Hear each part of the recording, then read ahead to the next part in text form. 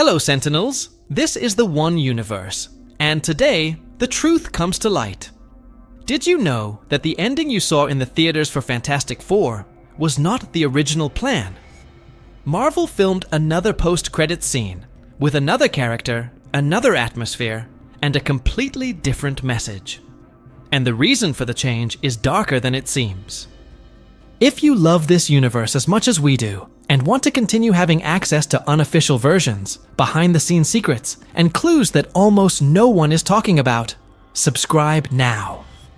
We are about to reach a goal that will unlock new special videos, and your support is part of it. By subscribing, you join a group that sees what marketing hides. Now hold on to this. The alternative scene showed Chris Evans, but not as Captain America, but as Nomad. A hero displaced from his reality, warning the Fantastic Four about something they didn't even know. And that could completely change the preparation for Avengers Doomsday. But this version was discarded, and what took its place was Robert Downey Jr. as the new Doctor Doom. Why? Because the Russo brothers, who are in charge of Avengers Doomsday, decided that they couldn't wait any longer. The audience needed to see Downey on screen now, even if it was for seconds. But there's a detail in this that no one talks about. This choice erased a possible connection between the universes that may never return. I'll come back to that. If this content is connecting you with the truths, the multiverse, just leave a like and join our secret subscribers line. John Malkovich was cast as Red Ghost, and almost no one saw it. Literally. The scene that would bring the villain and his super apes directly from the classic Lee and Kirby phase was removed right at the opening of the movie. But it wasn't just fan service. It was the first piece of a much larger chessboard that Marvel decided to throw in the trash. In the original cut, Red Ghost would appear during the montage that presents the first 4 years of the Fantastic Four with their powers. The sequence would show Reed Richards fighting the super apes at the launch of the Excelsior ship, explosions, hand-to-hand combat, and Red Ghost himself trying to steal the ship to reach the moon. Just like in the comics. The detail.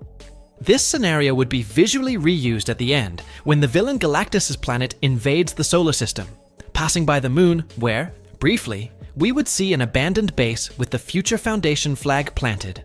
Small, but revealing. This visual plan with the flag, the base, the moon, only makes sense if the viewer had seen Red Ghost before. But Marvel cut it. They kept only 2 seconds of the super apes appearing in the background of the montage, as if they were loose Easter eggs. And there's a reason behind it. Kevin Feige asked to speed everything up to Galactus. Skip anything that would hinder the second and third acts.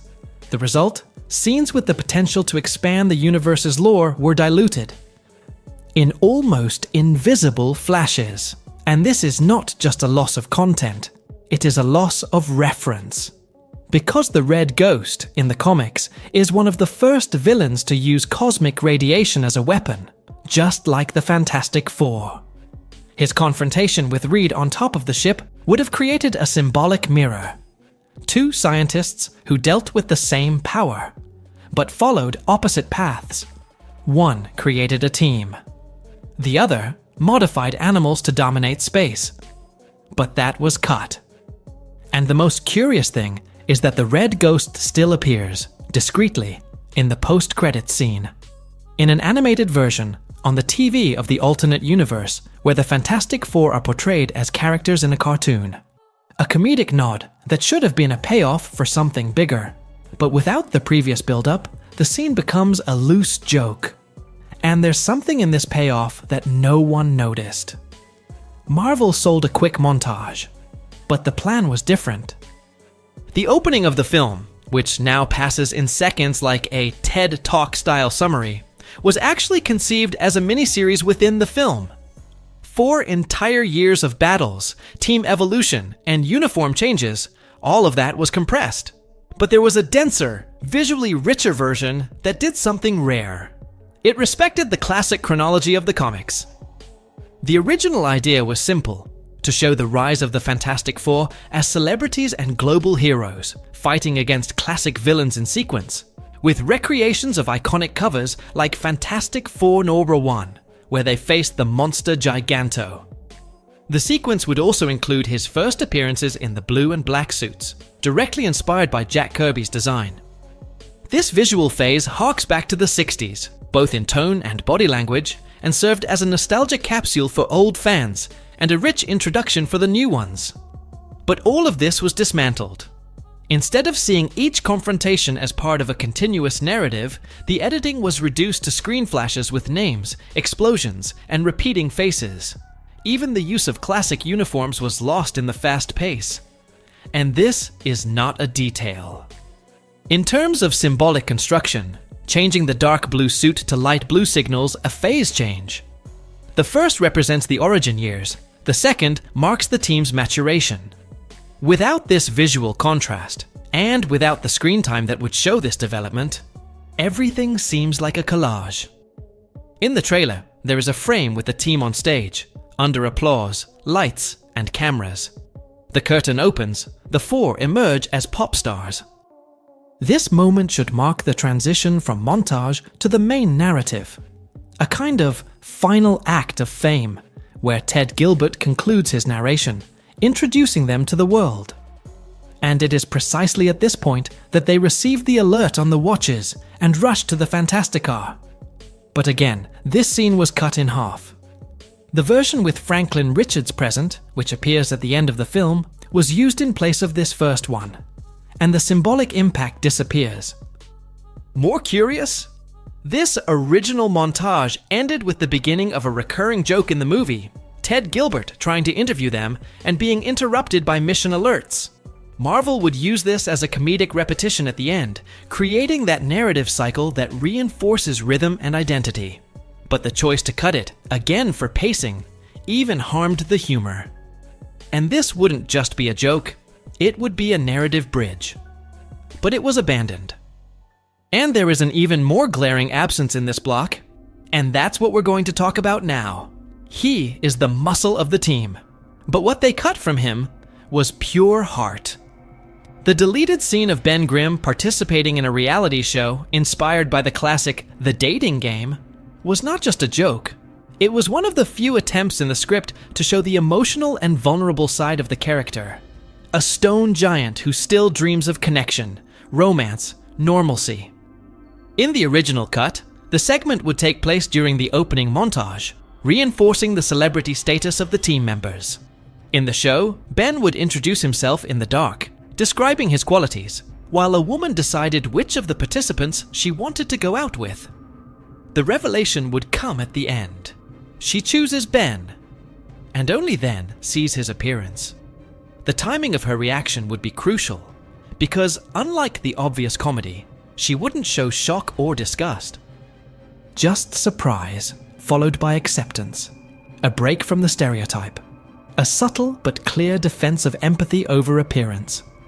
This scene would be the first step in building Ben's romance with Rachel Rosman, Natasha Lyonne's character, a substitute for the classic Alicia Masters. In the comics, Alicia was blind, and therefore did not judge Ben by his appearance. Here, Rachel sees everything, and chooses to see beyond. In another deleted scene, closer to the third act, Ben and Rachel talk inside the synagogue. Both are Jewish, as in the comics, and this spiritual connection was the emotional foundation of his arc. But most of it was removed, and this has a direct consequence on the audience's reception. Many left the cinema saying that Ben Grimm was missing, and it wasn't due to lack of recording. It was a cutting decision. They prioritized the path to Galactus, cutting the path to the character's humanity. And the side effect of this was a narrative vacuum. Because, while the other three have cosmic or existential dilemmas, Ben was the only one dealing with what it means to be himself. But the most symbolic part comes later. When Sue is pregnant, about to face Franklin's birth, it is Ben, not Reed, who consoles her. An intimate, silent scene where she confesses her fears and he offers support. The fact that he is not the father, but the friend, the protector, the confidant. revealed more about the Thing's heart than any action scene. But all of this was deleted, and there is an implicit reason that may explain why these cuts have become standard in the Marvel's latest phases. But the answer is not in the present. It's in the old comics, and in an editorial vision that is coming back strong. When Sue Storm discovers she's pregnant with Franklin Richards, the movie briefly touches on the subject. But behind the scenes, there was a whole arc built around this pregnancy, and it was almost entirely discarded. And what was cut was not just sentimental, it was symbolic. It was the key to understanding the Fantastic Four's relationship with the future of the multiverse. In one of the most intimate moments cut from the final edit, Sue talks to Ben Grimm about her doubts, her fear of raising a child amidst cosmic chaos. The dialogue takes place on a couch, quiet, tender, with close-up shots that reveal more than words. It was the perfect inversion of the invulnerable heroine stereotype. And once again, it was cut. This sequence would have served as a bridge to another crucial scene. The moment when Reed and Sue are in bed, mentally reviewing everything that has changed since the first space trip until now. This dialogue, longer than what was kept, explored the tension between science and fatherhood. Reed, always rational, blames himself for the threat of Galactus. Sue, always emotional, tries to maintain faith in the new life she carries. This contradiction between creation and destruction, between birth and the end of worlds, would have added depth to the main conflict. But due to pacing pressure, it was set aside. And here's what no one talks about. Franklin Richards already appears as a child at the end of the movie. But the time between the emptiness and birth are not shown in a linear way. The original script provided clear time jumps, marking the progression of gestation, with visual clues, such as changes in Sue's uniform or in the couple's home style. All of this disappeared in the final version, and this erasure has a direct effect on the post-credits scene. Because there, Franklin is not just a baby with powers, he is the emotional key to the entire climax. It is he who heals Victor Von Doom's face. It is he who decides, in a mysterious way, to follow him. But without the proper previous development, the decision seems sudden, disconnected, as if the character had been inserted as a script device and not as an organic part of the narrative. But this is not new. In the comics, Franklin has always been a character with disproportionate power to his screen time. From the Massacre Saga to the events of Heroes Reborn, he has been treated as a catalyst, but rarely as a character. Marvel repeats this pattern in the movies. It creates something powerful, but does not build it. And the reflection of this goes beyond the family narrative.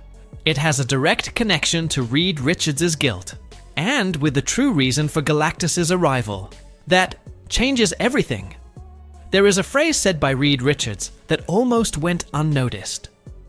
He says, "I stretched the boundaries of space, and they hurt." It seems like just a metaphor about his powers, but this line was not random. It was part of a larger arc. I and removed, where Reed's guilt was not only symbolic, it was literal. Because it was he who, unintentionally, attracted Galactus to Earth.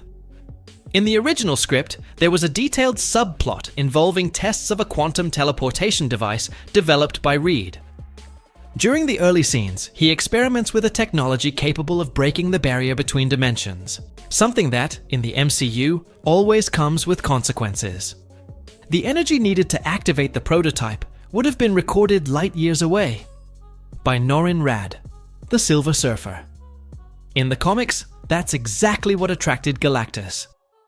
In Fantastic Four number 48, the energy explosion on the planet attracts the cosmic attention of the Devourer of Worlds. In the movie, the logic would be the same, but Marvel decided to omit this clear motivation. What was implied in the final cut would be explained more strongly in a deleted emotional sequence. Reed, back from the space mission, isolates himself in his laboratory, reviewing the calculations and confronting the fact that it was his experiment that lit the signal that brought destruction. This scene would have put the character in a deep moral dilemma. Because, unlike Tony Stark with Ultron, or Stephen Strange with time manipulation, Reed was not seeking power. He was seeking knowledge. But the consequence was catastrophic. The line, "they hurt," indicated that the damage caused was not only to space, but to people, to the family, to Franklin himself. This arc of guilt was cut. Maybe not to overload the narrative, but the side effect was the dilution of the Silver Surfer's motivation. He appears, fulfills his mission, becomes an ally. But his connection with Reed becomes hazy, when, in fact, the two have been intertwined since the first energy blast. And this raises an inevitable question. If Reed hadn't activated the device, would Galactus have arrived? Or would Earth have remained safe for millennia? The film doesn't answer, but behind the scenes indicate yes, the threat was caused by uncontrolled science. And this pattern has been repeating in all recent phases of the MCU. But there is a visual sequence that, if it had been kept, would have made this guilt unquestionable. It involves a distant planet and an unexpected vision. In one of the most intriguing behind-the-scenes images, Johnny Storm is standing, dressed in the team's uniform, looking at the horizon, on an alien beach. But this place does not exist on Earth. It is Zen-La, the home planet of the Silver Surfer. And this raises an inevitable question. Did he physically travel there, or did he see all of this in a projection? The most likely, and most powerful, explanation is the latter. The scene would be part of a mental sequence created by the Surfer herself, using cosmic energy to transmit a memory. A mechanism that we have already seen in other MCU productions, such as the visions induced by Wanda in Age of Ultron, or the mental echoes of Doctor Strange. Here, the idea was to show Johnny to witnessing the traumatic events that transformed Shalabal into Galactus's herald, her daughter being destroyed along with the planet, her emotional surrender, and the exact moment she receives cosmic power. In the trailers, this beach appears as part of the Silver Surfer's memories, but always quickly, fragmented. The original plan was to use Johnny as a conduit. Through him, the viewer would access the Surfer's mind. This choice had symbolic weight, the most impulsive member of the team being exposed to the film's greatest sacrifice. The emotional connection that would be created there would later justify his change in attitude towards Galactus. But cutting the scene breaks this arc. In the final film, Johnny maintains his usual charisma, but his relationship with the Surfer is shallow. When he calls her Shala and tries to convince her to fight against Galactus, the moment seems sudden, without context. Without basis. But if we saw what he saw, everything would change. And there's one more detail. In several comics, especially in the phases written by Dan Slott and Mark Waid, Johnny develops a temporary cosmic sensitivity after interacting with higher entities. This projected vision could be the beginning of something greater. A foreshadowing that he is about to change, maybe even be affected by the same power. Marvel cut this sequence, but it didn't erase the traces. The sand in his boots, the distant look in the next scene, and even his tone of voice in the final act. Everything points to an experience that the audience did not witness. Only the characters did. And this connects with Marvel's latest decision. A swap that, more than choosing one actor or another, reveals the new focus of the narrative. And explains why. The future of the multiverse is in the hands of Doctor Doom. Marvel had two versions ready for the post-credits scene. One with Chris Evans as Nomad, another with Robert Downey Jr. as Doctor Doom. They opted for the second. And that choice was not just strategic, it was editorial. A statement about where the universe is heading, and who will lead this new era. The scene with Chris Evans would show a Nomad coming from another universe, warning the quartet about a threat that only they could stop. A classic call to multiversal adventure. But the Russo brothers, responsible for Avengers Doomsday, decided that this kind of nod was already saturated. And they chose immediate emotional impact, showing Downey on screen, for the first time, as Victor Von Doom. A familiar face in a completely new role. A fan service with an agenda. This decision carries weight for several reasons. First, Downey is the icon of the original MCU. His presence brings instant legitimacy. Second, he will be the protagonist of Avengers Doomsday, the central Doctor Doom of the conflict, not a supporting character. Third, there was an urgency. Marvel needed to show this version before the next film, which will be Spider-Man Brand New Day, and which has no room for Doom. The timing was now, but there is a consequence. The scene with Nomad connected the Fantastic Four to the MCU legacy. Meanwhile, the scene with Doom isolates Franklin Richards as the central piece. This shifts the focus.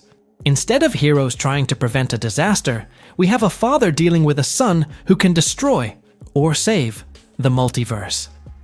And a villain who doesn't want to conquer the world, but to shape the next one. The choice of Downey as Doom accentuates this duality. He is the new archetype, the mentor and the monster at the same time.